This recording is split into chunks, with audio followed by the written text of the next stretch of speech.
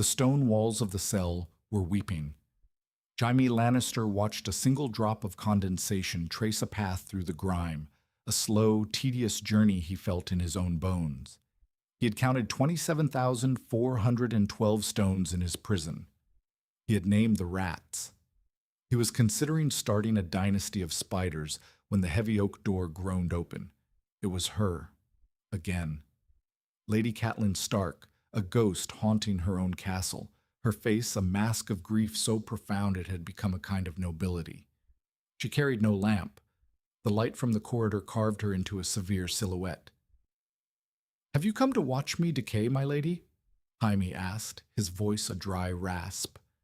He shifted on the straw, the chains clinking a familiar, dreary song. "A fascinating process, I'm sure. First the muscles atrophy, then the wits. Though I suspect you'd say mine were half gone to begin with." She did not rise to the bait. She never did. She simply stood there, her hands clasped, her gaze distant, as if looking at the man who had pushed her son from a window and the man chained to her wall were two entirely different people. "A raven came from King's Landing," she said, her voice flat. "From a source. Tyrion is offering a trade.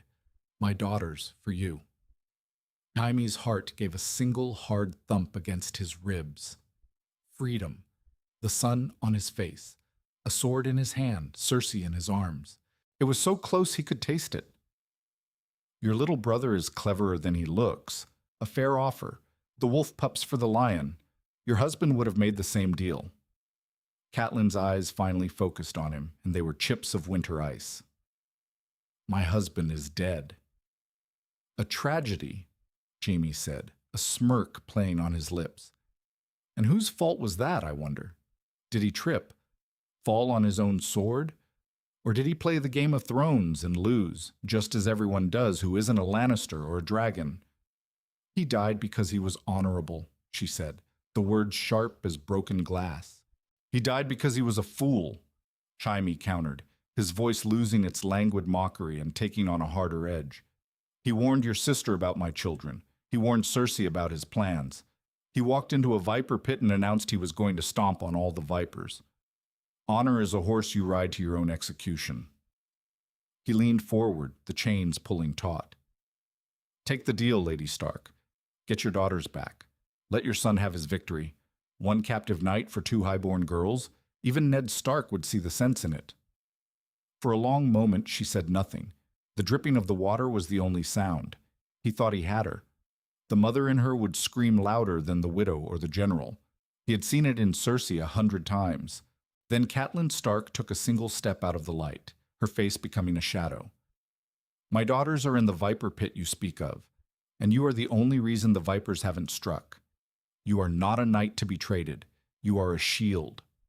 As long as my son holds you, Tywin Lannister's leash is short. He will not risk his precious golden heir for a decisive victory. He will be cautious. He will make mistakes."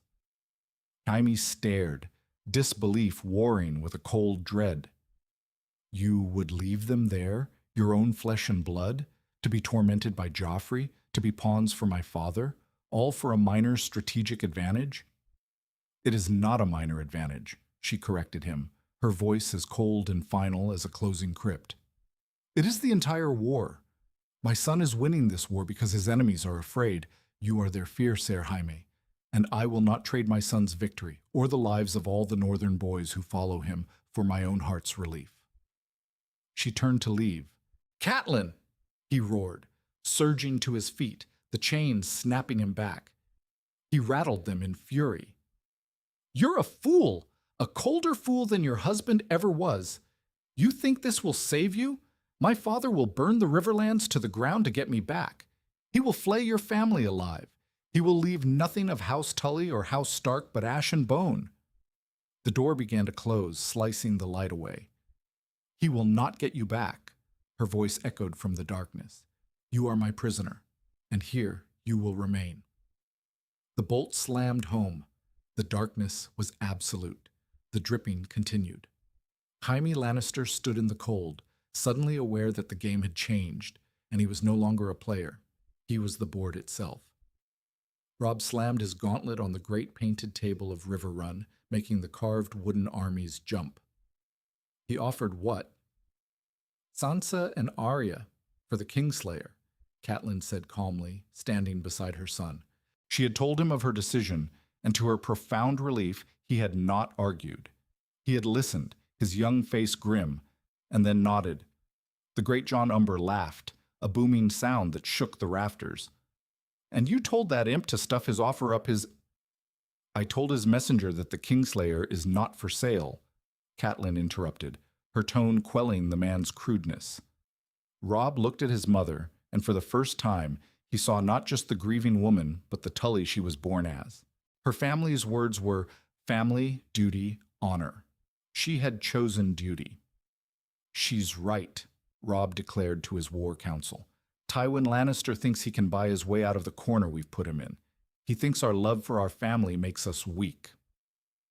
He swept his gaze across his bannermen, the Great John, Rickard Karstark, Galbart Glover, Mage Mormont. My sisters are hostages. Jaime Lannister is a hostage. The difference is, my sisters cannot lose us this war. He can. Lord Karstark, a man whose grief was as raw and open as a fresh wound, stepped forward. His sons, Eddard and Torrhen, had been slain by Jaime's own hand at the Battle of the Whispering Wood. Then what is he, your grace? If not a bargaining chip, what? A pet? A trophy? His voice was low, dangerous. He killed my boys. He killed Lord Serwyn's son. He deserves a sword, not a soft bed and 3 meals a day. He deserves justice, Lord Karstark. And he will have it, Robb said, his voice ringing with the authority he was still growing into. But his life is worth more to us than his death. As long as we hold him, Tywin Lannister must divide his forces. He must worry about his son's safety. He cannot throw his entire strength against us. When we have won, when Joffrey is dead and my sisters are safe, you will have your justice. I swear it. Lord Karstark stared at his king, his eyes burning, but he gave a stiff, formal nod and stepped back. The assent was grudging, a promise of future trouble, but for now it was enough. The strategy was set. They would not be baited. They would continue to bleed the Lannister armies in the west, using the Kingslayer as the ultimate shield, daring Tywin to overplay his hand. Miles away, in the god-forsaken castle of Harrenhal, Tywin Lannister read the message from River Run. His face, as ever, was an unreadable mask of stone. He did not curse. He did not rage. He simply folded the parchment with meticulous precision, his knuckles white. She refused, Tyrion said, stating the obvious. He was nursing a cup of wine, watching his father with the wary attention of a man observing a scorpion. The Stark boy is more cunning than I credited him, Tywin said, his voice a low rumble. Or his mother is. They know Jaime is my weakness. He turned his gaze to the map of the Riverland spread across his own table. They think it is a weakness that will make me cautious. He placed a golden lion figurine on River Run. They are wrong. It is a weakness that will make me thorough. He looked at Tyrion, his pale green eyes flecked with gold, and they held a cold fire Tyrion had not seen since the rains of Castamere were extinguished. The war is no longer about placing Joffrey securely on the throne. That is a secondary concern. The war is now about the retrieval of my son and the utter annihilation of House Stark. And how do you propose to do that? Tyrion asked. River Run is impregnable. Robb Stark has outmaneuvered you at every turn. Robb Stark has won battles, Tywin corrected him. I will win the war. Wars are not won with swords. They are won with fears and ambitions and alliances. He moved a carved rose from its position in the south. Stannis Baratheon sails for King's Landing. The Tyrells have the finest army in Westeros and an unmarried daughter. You will ride to Highgarden. You will offer them what they want most, a crown for Margaery and the security of the realm. They sided with Renly, Tyrion pointed out. Renly is dead. They are pragmatists, Tywin said dismissively. You will make the alliance. We will smash Stannis at the Blackwater. And once the pretender in the east is dealt with, the full, undivided power of the Rock and Highgarden will turn north. We will not chip away at Robb Stark. We will drown him in a tide of steel and gold." He paused, his gaze returning to the lion on River Run. "And I will send a message to Catelyn Stark. A promise. For every day my son remains in her dungeons, a village in the Riverlands will burn." The door to the dungeons of River Run became Brienne of Tarth's entire world. After fleeing the shadow that had murdered Lord Renly, she had found her way back to Lady Catelyn, the only person who had shown her kindness in that camp of strutting peacocks. She had sworn her sword to the Stark cause, and Catelyn, seeing the woman's unyielding loyalty, had given her the most crucial task in the castle, guarding Jaime Lannister. He was nothing like the stories, the Golden Lion, the famed knight, the Kingslayer. In the flesh, he was a caged, cynical animal, his wit a weapon he used to probe for weaknesses. "Tell me, my Lady of Tarth," he drawled one afternoon as she delivered his meal, "what does a woman like you fight for? You're no beauty. You'll win no tourneys for a lord's favor. You have no lands to speak of. So what is it? Duty? Honor?" He laughed, a short, bitter sound. "Those are just words men use to make women and sheep go where they're told." Brienne set the tray down on the small stone ledge, her large hands gentle. "I fight for those who cannot fight for themselves," she said, her voice low and even. "I fight for the memory of a king who was kind to me." "The poof from Storm's End?" Jaime scoffed. "He was playing at war, dressing up in his brother's armor. He would have lost. You swore yourself to a losing cause, just as you have now." "Lord Renly was a better man than you will ever be," Brienne stated, not with anger, but with simple conviction. "And King Robb is a better commander than your father." "My father plays a different game," Jaime said, his eyes glittering in the gloom. "He's not trying to win battles. He's trying to win. There's a difference. Your boy King wins on the field, and my father takes another castle, burns another crop, turns another lord to his cause. Who do you think is winning, really?" She did not answer, turning to leave. Her silence was more infuriating to him than any argument. It was the silence of certainty. "He'll get you all killed," Jaime called after her. "Your honorable boy King and his pious mother. They'll die for their principles, and my father will rule over their ashes. Is that the ending you want?" Brienne paused at the door, her back to him. "The only ending I want is to see you answer for your crimes," she said. And then she was gone, the bolt sliding home. Meanwhile, Tywin's new strategy was bearing fruit. The Lannister-Tyrell alliance was sealed. Mace Tyrell, greedy for a royal grandchild, and his formidable mother, Olenna, saw the wisdom in backing the man who held the capital.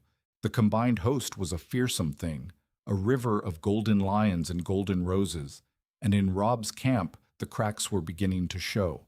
The war was dragging on. The news from the north was dire. Theon Greyjoy, his own ward, had betrayed him and taken Winterfell. Worse, a raven had arrived with the most horrific news of all. Bran and Rickon were dead, murdered by the traitor. The news struck the camp like a physical blow.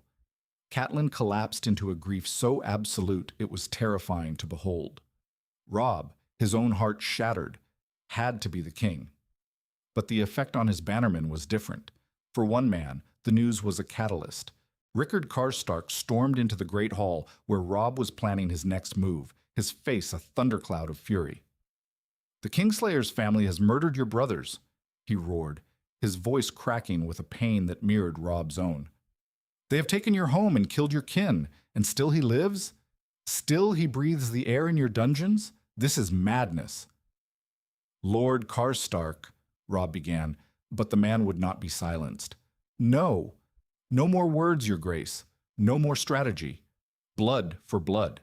Your father's blood, my son's blood, and now your brother's blood. All of it is on that man's hands. Give me the key. Let me go down there and take the head he owes me. It is the only justice left in this world." "I gave you my word, my lord," Robb said, his voice dangerously quiet. "I swore he would face justice when the war was won. My word is my bond." And what is your word worth when your family is being slaughtered? Karstark spat. Your honor is a shroud. Your grace. It is burying us all. He drew his sword, not to attack, but in a gesture of pure, frustrated rage. If you will not take vengeance for the Starks and the Karstarks, then you are no king of mine. Before the king's guard could react, Robb stepped forward, his hand on the hilt of his own sword. The air crackled with tension. You are speaking treason, Lord Karstark. Put up your sword. Leave this hall. We will speak of this when your grief has cooled. For a tense heartbeat, it seemed Karstark would charge. His eyes were wild with hatred and sorrow. Then, with a guttural cry of despair, he plunged his sword into the great wooden table, leaving it quivering there like a judgment. He turned and stormed out, his men following him. Robb watched him go, his young shoulders slumping under a weight that seemed impossible to bear. He had kept his prisoner. He had followed his mother's counsel. He had tried to be a wise king. And for his troubles, his brothers were dead, his home was taken, and his army was threatening to tear itself apart from the inside. The Kingslayer was a shield, his mother had said, but it felt more like an anchor, dragging them all down into the dark. The fires on the Blackwater rush burned so high they turned the night sky to a hellish orange. Stannis Baratheon's fleet, a forest of masts and sails, pushed into the bay, confident of victory. They did not see the lone, derelict ship waiting for them. They did not understand the nature of the trap until the first flaming arrow arced through the air. The explosion of wildfire was a thing of myth and nightmare. A sea of green flame erupted, consuming ships and men alike, their screams swallowed by the roar of the inferno. From the walls of King's Landing, Tyrion Lannister watched his brutal, brilliant plan unfold. He had saved the city, but it was not enough. Stannis' surviving men landed, a tide of enraged, half-burned soldiers crashing against the mudgate. The fighting was desperate, bloody, and for a time it seemed the city might fall. Tyrion himself led a sortie, fighting with the ferocity of a cornered animal, until a knight of his own Kingsguard cut him down. Just as the battle turned, as the defenders began to break, a new sound filled the air, the thunder of heavy horse. From the west came the armies of Tywin Lannister and Mace Tyrell, a golden gleaming wave of destruction. They smashed into Stannis' flank, shattering his army and his ambition in a single, decisive charge. The Battle of the Blackwater was over. The Lannister-Tyrell alliance was supreme. The news reached River Run carried by weary messengers. Robb's northern host, already reeling from the loss of Winterfell, took it as another blow. Their one potential ally in the south was broken. They were alone. The victory freed Tywin Lannister. His western flank was secure. The capital was his. Stannis was a spent force. Now he could turn his full, malevolent attention to his primary objective. His armies began to march, not in a broad front to engage Robb, but in a tightening noose around the Riverlands. The campaign of burning villages intensified. The land bled. At River Run, the mood was grim. The victory that had seemed so certain after the Whispering Wood now felt like a distant memory.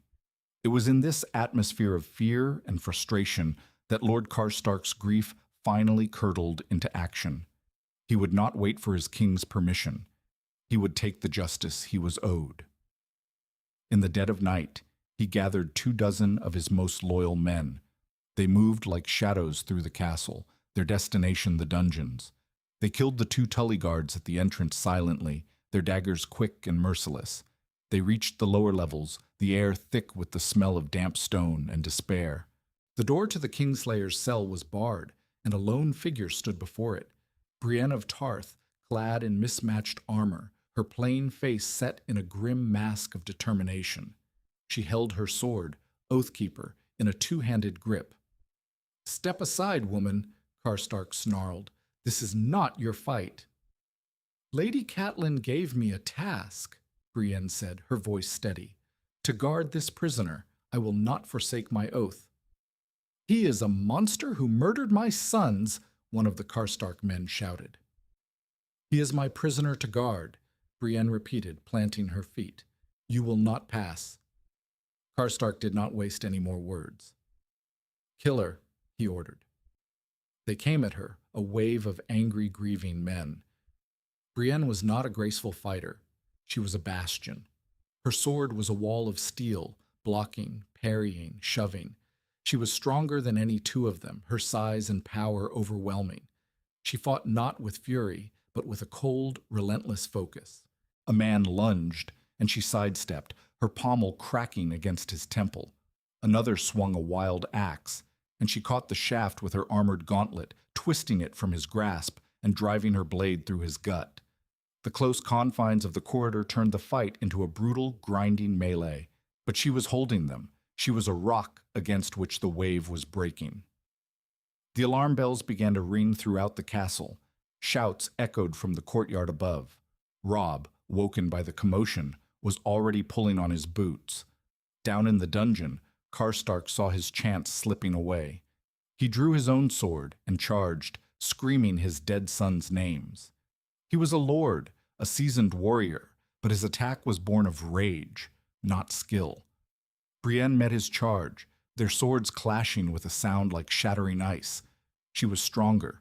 She forced him back, step by step. Just as the first of the Tully guards appeared at the top of the stairs, their torches casting flickering, monstrous shadows on the walls, Brienne disarmed Karstark, sending his sword skittering across the stone floor. She put the point of her own blade to his throat. The fight was over. She stood there, breathing heavily, surrounded by wounded and dead men, her face spattered with blood. Behind her, in his cell, Jaime Lannister was pressed against the bars, his eyes wide, watching the entire bloody spectacle with a look of detached, fascinated horror. He had seen honor in action, and it was uglier and more terrifying than he had ever imagined. The great hall of River Run was silent save for the crackling of the hearth. Lord Rickard Karstark stood before Robb Stark, chained, his face bruised but his eyes defiant. The bodies of the men he had led, and the Tully guards they had killed, had been carried away. Brienne stood near Catelyn, her arm in a sling, her face a stoic mask. "You murdered men sworn to my grandfather," Robb said, his voice devoid of all warmth. "You mutinied against your king. You did this in my castle, under my banner. Have you anything to say for yourself?" "I did what you should have done long ago," Karstark growled. "I sought justice for my dead boys." "You sought vengeance," Robb corrected him, "and in doing so, you have committed treason." He looked around the hall at the faces of his other lords. They were grim, watchful. This was a test, the most important of his reign. "I have no choice. Lord Rickard Karstark, for the crimes of murder and treason, I sentence you to die. Your head will be struck from your shoulders." A murmur went through the assembled lords. Edmure Tully, Robb's uncle, stepped forward. "Robb, nephew, think on this. The Karstarks command 300 horse and 2,000 foot. They are a third of our infantry. If you do this, they will leave us." "Let them," Robb said, his voice cold as iron. "If I allow my own bannermen to defy my commands and murder men in my own castle, what sort of king am I? I will not rule through fear and weakness. The law is the law." He turned to his guards. "Take him to the Godswood." Catelyn watched her son, her heart a knot of pride and terror. He was Ned's son, through and through. He was doing what was right, what was honorable, and she knew, with a certainty that chilled her to the bone, that it was going to destroy him. They marched Lord Karstark out into the gray light of the Godswood. He did not beg or plead. He walked with his head held high. When they forced him to his knees before the ancient heart tree with its bleeding face, he looked up at Robb. "Kill me and be cursed," Karstark spat. "You are no king of mine." Robb drew his own sword, the great Valyrian steel blade, Ice, which had been recovered after the Battle of the Whispering Wood. He did not call for a headsman. He would do this himself. He remembered his father's words from so long ago, in a different Godswood, after a different execution. The man who passes the sentence should swing the sword. He looked at the man who had followed him, who had lost his sons for him, and felt a profound sorrow. But he did not hesitate. He raised the sword high. I, Robb of the House Stark, king in the north, sentence you to die. The sword came down in a single, clean arc. The sound of it seemed to echo across the riverlands. And as Edmure had predicted, the moment the news spread, the Karstark banners were struck. Their army, a huge portion of Robb's strength, packed their belongings and began the long march home, abandoning their king and his war. From his castle at the Twins, Walder Frey heard the news. He heard of Robb Stark's dwindling army. He heard of Tywin Lannister's victory at the Blackwater. He heard of the Ironborn raping the north, and he saw an opportunity. The young wolf was wounded, limping. The old lion was ascendant. A shrewd man knew which side to be on. And from Harrenhal, Tywin Lannister also heard the news. He sent a raven, not to Riverrun, but to the Twins, and another to the Dreadfort, where the quiet, chillingly ambitious Rose Bolton commanded the rearguard of the Northern Army. The letters did not speak of battles or strategies. They spoke of lands and titles and wardenships. They spoke of the price of betrayal. Tywin's plan had been to drown Robb Stark in steel, but the boy king, in his rigid, honorable folly, had opened a sluice gate all on his own. Now, a simple, elegant dagger would do the trick. The music was too loud. That was Catelyn's first thought. It was boisterous, drunken, and clumsy, a mockery of a wedding feast. Edmure, her brother, was being married to one of Walder Frey's innumerable daughters, Roslyn. The marriage was meant to be a renewal of their alliance, a way to mend the fraying edges of Robb's support after the Karstark departure. But it felt wrong.